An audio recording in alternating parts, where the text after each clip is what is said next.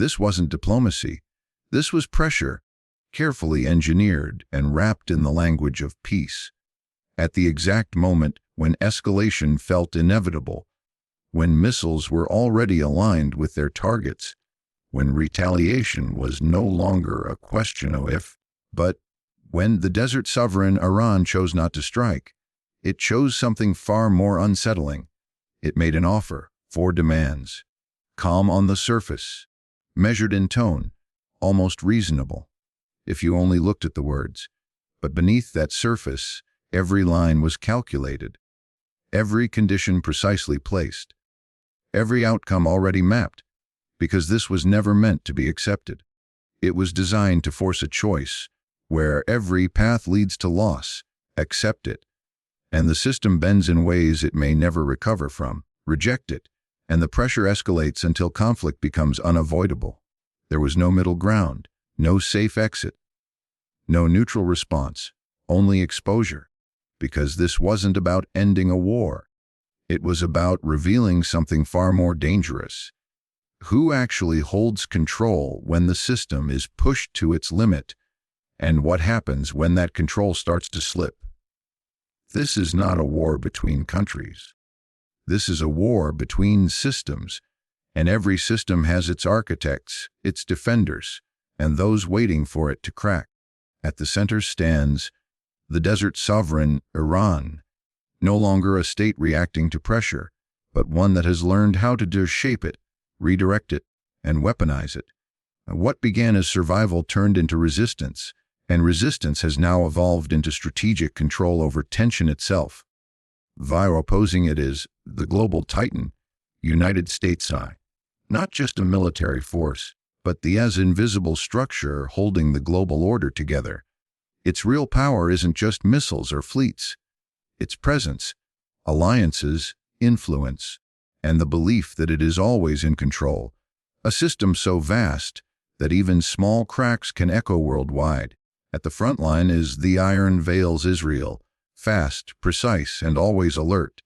A state built on intelligence dominance and rapid response. But even the fastest system begins to strain when the pressure stops being predictable. Surrounding them is the Gulf Ring regional allies, nations long protected under the Titan's shield. But protection creates dependency, and dependency creates fear the moment that protection looks uncertain. Now, quietly, they begin to question, is the shield still unbreakable? Running beneath it all is the energy arteries, hormuz network. Not just a waterway, but a global trigger. A single disruption here doesn't stay local. It sends shockwaves through economies, governments, and entire populations. This is where geopolitics becomes gears global pressure, and watching from the distance are just the silent giants China and Russia. Not rushing, not reacting, but calculating. They don't need to create chaos. They understand something deeper.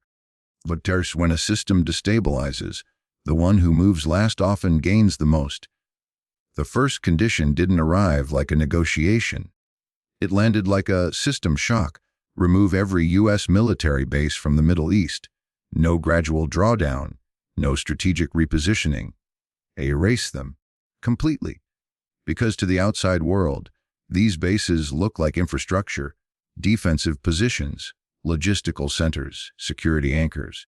But beneath that surface, they are something far more powerful. They are control points. Eyes that never close. Signals that say power is present, and it can act instantly. They connect regions and force alliances and quietly shape decisions before they're even made. The desert sovereign, Iran. These are not shields. They are permanent pressure, a network of loaded triggers surrounding its existence. So this demand isn't about geography. It's about removing the framework of dominance itself. Because if those bases disappear, something deeper breaks. The structure that holds influence together begins to weaken. Alliances lose their anchor. Response time becomes hesitation. And in that hesitation, control starts to slip. Because power doesn't vanish when its foundations are removed. And once control fragments, it no longer belongs to one system. It becomes something unstable, something contested, something far more dangerous than war itself. If the Titan steps back, the silence that follows is not peace.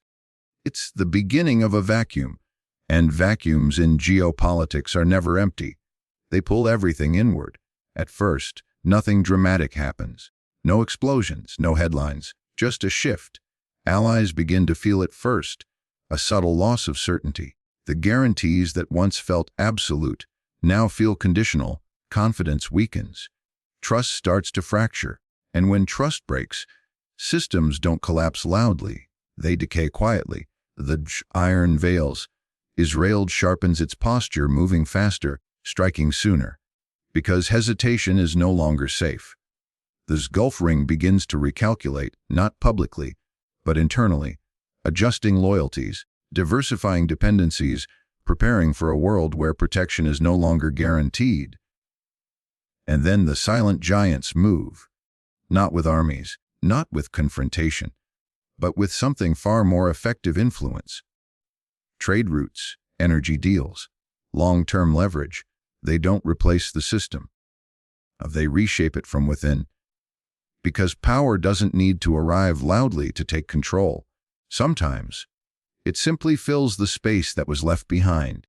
And what the world calls de-escalation is often something else entirely. A quiet transfer of control. Then comes the number that doesn't just shock the system. It tests it. $1 trillion. Not as a payment, not as compensation, but as a statement, a reversal. Because what the desert sovereign Iran is really saying is this: you didn't contain us. You forced pressure into the system itself. This demand isn't meant to be realistic. It's meant to be transformational. It flips the narrative upside down. Sanctions are no longer tools of control. They become evidence of damage. A pressure is no longer strength. It becomes the cost that must be answered. And power. Power is no longer unquestioned. It becomes something that can be challenged, priced, and held accountable. That's the real signal. Because if even a fraction of this demand is acknowledged, if even a small part is negotiated, then something irreversible happens. The system bends. And systems that bend under pressure don't return to their original shape. They adapt. They weaken. They invite imitation. Because once one actor proves that pressure can be turned back on power, others will follow. Not immediately, not loudly, but inevitably. And that's the real danger. This isn't about $1 trillion. It's about rewriting the rules of who pays when the system is pushed too far. The final condition doesn't arrive with noise. No shockwave. No headline number. It moves quietly. And that's what makes it the most dangerous. Because this isn't about territory, or money, or even military positioning. This is about recognition with legitimacy. Equal footing.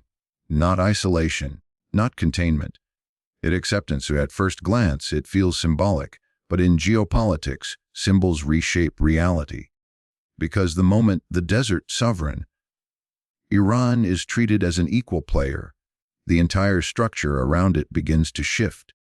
It is no longer the outsider to be contained. It becomes a force to be negotiated with. No longer a target of pressure, but a creator of pressure. No longer reacting, but shaping outcomes. And once that transition happens, it doesn't reverse. You cannot unrecognize power once it has been acknowledged. You cannot push it back into isolation once it has stepped into legitimacy, because recognition doesn't just change status. It rewrites perception. And perception in global systems is power. That's why this demand doesn't need to be loud. It doesn't need to be enforced, because if it is accepted, even partially, the shift is permanent. And from that moment forward, the system is no longer dealing with a contained player. It is dealing with a co-author of the game itself. Thus, now the trap closes. Not suddenly, but completely. Every path forward has already been shaped. If the global titan, United States, accepts, it doesn't just make concessions. It redefines itself. Dominance softens. Certainty weakens. The image of control, the one that holds alliances together, begins to crack. Because power is not only what you do, it's what others believe you can do. And once that belief fades, the structure around it starts to loosen. But rejection isn't strength, it's acceleration. Reject, and pressure doesn't disappear. It multiplies, tensions rise faster, proxy fronts heat up, signals turn sharper, margins for error shrink.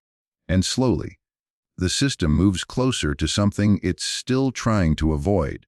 Conflict becomes more likely, not because it's chosen, but because it becomes harder to prevent.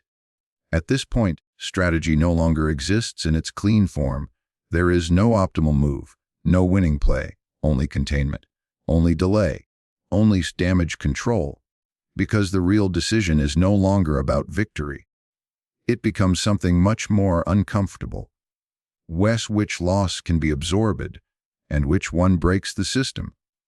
Now everything shifts into a phase that looks calm, but isn't. Not war. Preparation for war. And this is where danger becomes invisible. Fleets begin to reposition, quietly, deliberately. Air defense systems wake up, tracking, calculating, waiting. Markets start to shake, not collapsing, but reacting to something they can't fully predict. Leaders speak carefully, words measured, signals encoded, intentions hidden. On the surface, nothing happens. No explosions, no open conflict, just movement. And that's the illusion. Because in this phase, the system is no longer stable. It's compressed. Every action creates tension. Every response adds pressure. Every signal is interpreted, misinterpreted, amplified. And the space for error shrinks. Because here's the truth. War doesn't begin when the first shot is fired. It begins when the system reaches a point where one mistake becomes irreversible. A misread signal, a delayed response, a wrong calculation, and suddenly, what was being avoided becomes inevitable. This is the spiral. Not loud, not explosive, but tightening. Where pressure feeds on itself, where caution creates more tension, and where both sides move forward. It's not because they want war, but because they can no longer step back from it. Here is the final truth. Those 4 demands were never meant to be accepted. Not fully, not cleanly, not in any way that preserves the system as it is. They were designed for something far more precise, to force the system to expose itself, to reveal its limits, its weaknesses, its breaking points. Because now, the global titan, United States, is no longer in control of the narrative. It is being measured by it. How far can it bend without breaking? What can it actually protect when pressure comes from every direction? And most importantly, what is it willing to sacrifice to maintain the illusion of control? At the same time, the desert sovereign Iran crosses a line that cannot be undone. It is no longer absorbing pressure. It is designing it, shaping its direction, controlling its timing, forcing reactions instead of responding to them. And that is the real shift. Because power for decades was treated as something fixed, structured, stable, predictable. But this moment changes that. Power is no longer a position. It becomes a process, a fluid, adaptive, constantly renegotiated in real time. And once power becomes fluid, no system can fully contain it again. For years, the world believed in stability. That control was permanent, that order was guaranteed, that the system, no matter how strained, would always hold. But what this moment reveals is something deeper. The system was never truly stable. It was simply never pushed far enough to show its fractures. Now it is, and once a system begins to crack under pressure, it doesn't return to what it was. It evolves, or it collapses. Power, in the end, is never destroyed. It doesn't disappear. It moves, quietly, strategically, almost invisibly, from one center to another, from one structure to the next. And the most dangerous moment in history is not when war finally begins, but when the balance that was holding it back starts to disappear. Because that is the moment when everything still looks intact, while underneath, everything is already changing. This was never a peace offer. It was a test, a stress placed on the system at its most sensitive points. And now, the system has answered, else not with stability, not with certainty, but with something far more revealing: its limits.